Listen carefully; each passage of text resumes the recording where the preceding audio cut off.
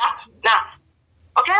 Nah, sekarang bagaimana cara memulai? Ya, karena hari ini back on track ini memang fokusnya untuk agent-agent yang merasa stuck, yang merasa cocok nggak ya, benar nggak ya saya ini di Prudential. Maka saya akan nge-reminder teman-teman bagaimana cara mulai buka daftar nama atau bikin daftar nama. Bagi teman-teman yang dulu sudah pernah bikin daftar nama, buka kembali.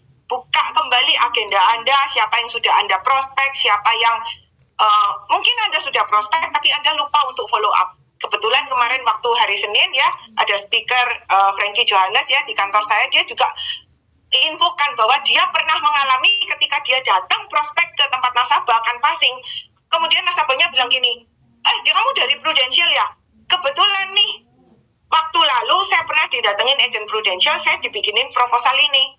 Tapi orangnya gak balik-balik gitu ya. Jadi ya udah saya buka sama kamu aja, saya mau buka polis seperti manfaat yang udah dibikinin. Nah teman-teman, ternyata teman-teman harus tahu ya, kunci kesuksesan di Prudential itu bukan cuma sekedar prospek teman-teman ya. Selain prospek ada yang paling penting yaitu namanya follow up ya. Follow up nasabah-nasabah Anda, datengin nasabah-nasabah Anda walaupun dia sudah pernah closing ya, minta referensi dari mereka. Wah, itu powerful sekali, apalagi kalau Anda bisa memberikan servis yang baik gitu ya. Jadi menurut saya mereka pasti welcome, dan mereka kalau bisa melihat bahwa niat Anda itu baik gitu, mereka pasti akan kasih referensi ya, mereka pasti akan bantu. Oke, hubungi kembali, bangun hubungan ya. Saya kemarin dapat info ya, saya dapat info dari seorang teman ya, dia yang merasa kesal dengan sahabatnya yang menjadi agent karena dia merasa sahabatnya itu meneror gitu ya, meneror, nggak malam, nggak pagi, siang, selalu meneror gitu ya. Jadi sehingga dia merasa nggak nyaman. Nah, jadi menurut saya teman-teman harus tahu rules-nya, bagaimana etikanya ketika kita membangun hubungan dengan nasabah kita. Jangan seperti meneror. Teman-teman harus bisa memposisikan bahwa calon nasabah Anda itu di posisinya itu, kalau misalnya Anda berada di posisi calon nasabah Anda, nyaman nggak dengan orang seperti itu? Teman-teman harus tahu, benar nggak?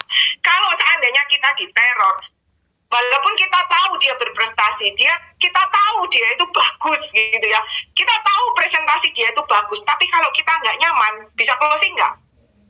Bisa closing nggak? Nggak akan closing ya. Malah mungkin aja dia akan berkata gini, udah gini loh ya, aku tahu kamu bagus, aku tahu kamu hebat, tapi aku kalau mau ngambil, aku nggak akan cari kamu gitu. Jangan sampai calon nasabah Anda itu berkata seperti itu kepada Anda. Bangun hubungan yang bagus ya. Kemarin sempat ada pertanyaan ya, dari open question dari Felix Hadwin ya, bagaimana cara membangun trust kepada nasabah. Saya selalu berpikir gini ya, ketika saya bertemu dengan calon prospek, calon nasabah, atau bahkan mungkin saya belum kepikir bahwa dia akan saya prospek atau dia bakal saya rekrut, saya belum kepikir. Tapi saya selalu berpikir apa yang saya bisa berikan buat orang tersebut. Sometimes orang berpikir agent yang maksa, itu selalu berpikir apa yang saya bisa ambil dari calon prospek saya, benar nggak? Makanya dia ngejar-ngejar itu kayak kesetanan kayak gitu ya. Karena dia berpikir apa nih yang saya bisa manfaatkan dari calon nasabah saya. Rubah teman-teman, rubah cara pandang seperti itu, rubah sikap Anda ya. Mulailah berpikir apa yang saya bisa berikan, apa yang saya bisa kontribusikan buat orang-orang yang ada di sekeliling saya. Mungkin Anda bisa membantu dalam hal apapun ya, karena ketika orang merasa nyaman dengan kehadiran Anda, keberadaan Anda, maka orang itu artinya bisa pelan-pelan membangun trust ya. Jadi saya sempat juga memberikan saran buat tim saya. Kemarin tim saya sempat konsultasi sama saya. Erni, saya mau ketemu nih dengan calon prospek saya. Terus saya gitu ya. Gimana caranya saya mau prospek? Saya mau presentasi perwarisan gitu ya. Terus kemudian saya bilang nggak perlu prospek. Karena pertama kali itu bangun hubungan, bukan untuk prospek. Caranya gimana? Caranya kita tanya, kita kan nyaman nih, lagi duduk, makan, santai gitu, kita tanya, ya misalnya Pak atau Bu, kerjanya apa? Bisnis sudah ngobrol enak, saya yakin dia pasti akan tanya balik ke Anda. Anda sendiri kerjanya apa? Benar nggak? Nah, kita dari sana kita bisa ngomong bahwa, oh saya berbisnis di Prudential gitu. Oh saya bergabung di Prudential. Nah kita lihat responnya, jangan begitu ditanya kerjanya apa. Oh saya di Prudential. Bu ngomong-ngomong udah punya polis apa aja gitu. Jangan ya, langsung Anda menghancurkan suasana. Ketika Anda ngomong Prudential, Anda diam dulu, lihat responnya. Kalau lawan bicara kita itu nggak kayaknya masang tameng, ya udah Anda stop dulu. Anda jangan langsung nyerocos saja tentang asuransi gitu ya. Bikin suasana itu langsung bubar gitu ya. Akhirnya nggak nyaman. Dan next, mau nggak Bapak atau Ibu itu diajak ketemuan lagi sama Anda? Saya yakin nggak mau. Ya, jadi yang perlu Anda lakukan, Anda tetap tenang. Dan Anda bilang aja bahwa saya bergabung di Prudential. Mungkin dia tanya, udah berapa lama? Anda boleh ngomong, nggak apa-apa. Tahun kedua lah, tahun kelima, tahun ketujuh, ke-8. Nggak apa-apa, Anda bilang aja. Nah, kemudian perlu nggak prospek lagi? Enggak, kalau saya nggak perlu. Tunggu dia yang tanya. Prudential ada produk apa? Barulah kita ngomong. Oh iya, Bapak pernah dengar nggak ada produk namanya Pruwarisan? Ngomong-ngomong selama ini Bapak udah punya polis apa? Nah, itu baru mulai masuk ya. Teman-teman harus tahu. Bukan setiap waktu kita itu harus maju menyerang gitu ya. Tapi kita harus tahu kapan kita harus bertahan dan kapan kita harus mundur. Itu yang teman-teman harus konsultasikan dengan leader Anda. Mungkin leader Anda bukan yang terbaik, tapi saya yakin leader Anda pasti memiliki pengalaman-pengalaman ini ya. Dan tentunya kalau misal ternyata si lawan bicara kita itu ngomong gini, udah berapa lama? 7 tahun. 7 tahun. Terus dia kemudian mengalihkan pembicaraan ke yang lain. Teman-teman nggak usah membicarakan tentang Prudential lagi. Yang penting dia sudah tahu bahwa Anda ada di Prudential gitu. Nah, kalau misal nih udah mulai pulang gitu ya, gimana cara mulai? Nah, Anda boleh ngomong misalnya, Pak, boleh nggak kalau kapan-kapan kita ketemu lagi untuk ngobrolin tentang produk yang terbaru dari Prudential atau produk yang terbaik dari Prudential atau ngomongin tentang Pruwarisan dari Prudential. Nah, kita lihat responnya. Kalau misalnya, oh ya bolehlah kapan-kapan. Nah, Anda boleh mulai buat janji temu gitu ya. Jadi jangan menghancurkan suasana yang udah nyaman ketika Anda pertama kali. Karena image pertama kali itu yang paling menentukan untuk langkah Anda selanjutnya. Oke? Oke? Paham ya teman-teman ya? Sharingkan update produk Prudential. Ini tujuannya untuk ke nasabah-nasabah yang existing, yang udah menjadi nasabah, atau calon-calon prospek kita. Misalnya, dia udah tahu nih kita dari Prudential. Jadi, saya pernah melakukan chat, ya. Saya hanya bilang aja, kebetulan saya lihat, oh orangnya ini udah punya polis di Prudential, kesehatan gitu ya. Terus kemudian, dia mau berulang tahun ya. Saya paling senang untuk ngeceki tanggal ulang tahun nasabah ya. Wah, ini ternyata minggu depan ulang tahun atau bulan depan ulang tahun. Saya mulai menanyakan, Bu, Pak, atau pernah dengar nggak produk Prudential, produk Pruwarisan dari Prudential? Kita memulai pembicaraannya, saya biasanya dari seperti itu. Itu kalau chat ya teman-teman ya. Nah, tapi ini sudah menjadi nasabah saya atau saya tahu bahwa saya pernah prospek dia, tapi ini ceritanya follow up ya, saya follow up ya. Nah, kemudian kita lihat responnya. Kalau misalnya, oh belum tahu. Nah, Bu, di sini saya mau sharingkan ya, bahwa Prudential itu punya produk tradisional yang bagus sekali, yang bisa mengcover uang pertanggungan hingga usia 99 tahun. Nah, kemudian saya biasanya selalu memberikan memberikan contoh-contoh. Jadi bukan proposal, tapi contoh perhitungan. Dengan manfaat 1 miliar, preminya hanya segini loh, Bu. Dan cukup dibayar 10 tahun aja. Tapi covernya bisa sampai 99 tahun. Kalaupun jika tidak terjadi resiko, maka di usia 99 tahun, uang pertanggungannya bisa cair. Gitu. Nah, kita lihat responnya. Nah, dari sana mulai kita pelan-pelan masuk. Kalaupun nggak direspon, nggak dianggap, ya nggak apa-apa, teman-teman. Ya, saya punya banyak contoh chat saya yang nggak dianggap, nggak dibaca, ya nggak apa-apa.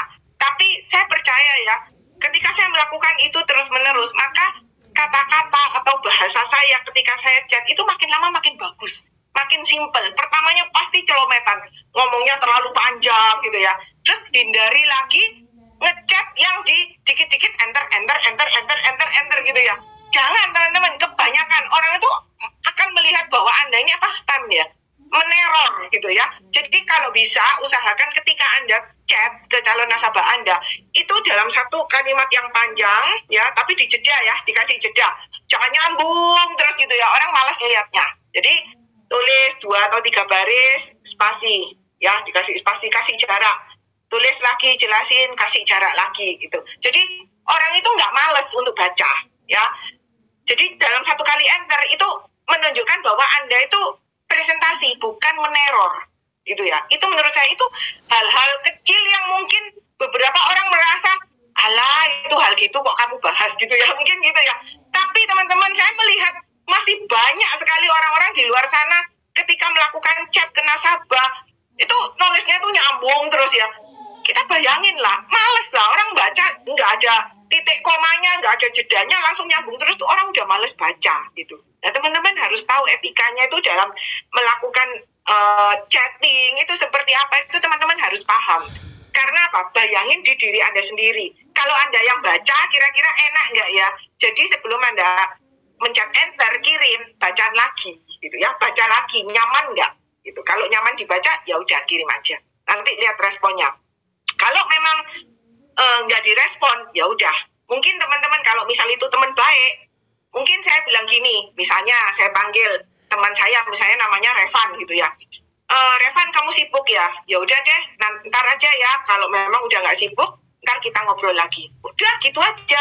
Nggak perlu misalnya nyindir-nyindir. Wah, kalau dibaca ya atau apa? Jangan. Nanti orang malah merasa nggak nyaman dengan Anda gitu ya. Kalau memang ini adalah sesuatu hal baik yang mau disampaikan ke calon nasabah kita, ya tentunya Anda harus sabar, ya bukan dengan cara meneror. Oke? Kemudian bikin janji temu, ya. Jadi saya kalau misal nih nasabah penasaran, saya selalu mengarahkan untuk janji temu, ya. Nah, begitu juga dengan kondisi repricing ini ya. Dengan adanya repricing, tentunya banyak nasabah yang telepon kita dan bertanya, benar nggak? Ini gimana ini? Saya dapat surat dari Prudential nih seperti ini gitu ya. Teman-teman tenang, jangan panik dulu. Karena saya banyak mendengar banyak agent yang ngomel. Teman-teman tenang, pikirkan solusi. Jangan fokus di masalah, pikirkan solusi. Teman-teman tahu nggak? Terakhir-terakhir ini ya, saya banyak sekali closingan ya dari gara-gara nasabah-nasabah saya yang komplain masalah repricing loh. Ya, jadi ketika nasabah-nasabah saya telepon tanya masalah repricing, saya nggak mau jelasin by phone. Saya bilang, oh ya memang ada kenaikan. Yuk, kapan kita ketemu? Kebetulan jadwal saya hari ini dan besok penuh. Bisa nggak? Kalau lusa, kalau nggak bisa, kapan kita ketemu? Makanya agenda saya selalu penuh, karena saya selalu berusaha untuk temui nasabah-nasabah saya. Karena apa? Kalau enggak, kan nasabahnya dijelasin by phone. Bisa aja, teman-teman merasa enggak? Kalau calon nasabah kita kalau ngomong by phone, sama ketika ketemu, itu beda loh. Ya, ketika kita mau datang untuk ketemu, itu aja nasabah sudah merasa Anda itu menghargai dia, gitu ya. Jadi, saya ada nasabah yang ditelepon, ngomel-ngomel, tapi ketika ketemu, ngomongnya itu baik, gitu ya. Nah, dari situ makanya kita harus tahu, jangan jelasin by phone. Buat janji ketemu, apapun yang terjadi, pokoknya harus ketemu, gitu. Ketika kita ketemu, kita bisa discuss, kita bantu nasabah kesulitan enggak, kira-kira ada kesulitan enggak dengan repricing ini. Memang dari nasabah-nasabah saya ada yang kesulitan, ada yang enggak sama sekali. Bahkan dia langsung, udah semuanya aja dinaikin. Iya nggak apa-apa, naikin yang Pro Plus gitu ya. Wah itu happy banget gitu ya. Tapi yang keberatan, kita berusaha untuk jagain supaya hubungan kita tuh tetap baik gitu loh. Kita harus berempati. Jangan memaksakan nasabah untuk upgrade kalau memang dia nggak mampu. Nanti kalau polisnya lapse malah jadi masalah gitu kan.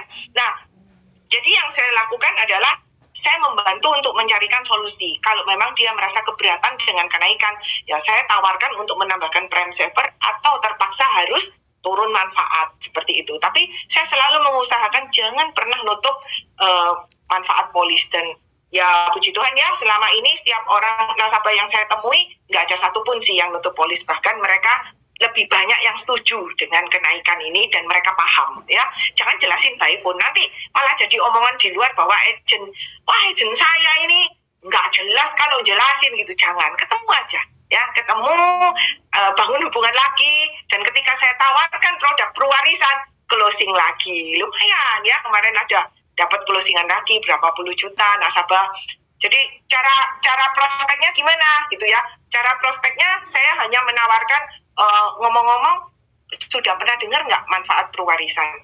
Nggak tahu ya. Nah, Prudential ini, karena mungkin kan saya udah 16 tahun ya di Prudential ya, jadi banyak nasabah-nasabah saya yang lama yang mungkin saya lupa untuk hubungi. Nah, jadi ini adalah kesempatan saya untuk membangun hubungan kembali. Saya tawarkan kembali, ternyata nasabah mau. Ya, walaupun nasabah keberatan dengan repricing, tapi ternyata nasabah punya budget loh untuk buka produk perwarisan. Selama nasabah tahu apa arti manfaat perwarisan itu buat dia, jadi bukan sekedar dari preminya ya. Ketika nasabah tahu bahwa perwarisan ini adalah produk yang luar biasa, yang benar-benar bisa membantu untuk mengatasi kekhawatirannya dalam segi keuangan dalam keluarganya, maka nasabah pasti akan bela-belain ya. Setuju ya teman-teman ya? Bikin janji temu dan seterusnya ya.